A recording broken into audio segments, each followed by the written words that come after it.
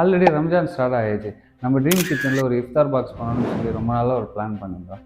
But குவான்டிட்டியும் நல்லா இருக்கணும், குவாலிட்டியும் நல்லா இருக்கணும், இது எல்லாத்தையும் சேர்த்த மாதிரி பேக்கேஜிங் ரொம்பவே ப்ரீமியமாக இருக்கணும். எங்கன்னு தெரியுங்களா? கீழே வாங்க.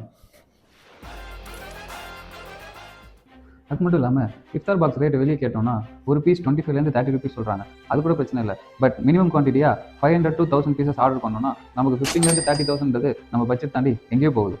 ஒருத்தன் எப்போ பாரு கீழே இருக்க மாட்டான், மேலே வாங்க.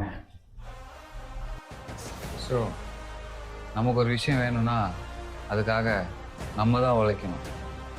அதனால் இஃப்தார் பாக்ஸை நம்மளே ரெடி பண்ணிக்கிறோம்.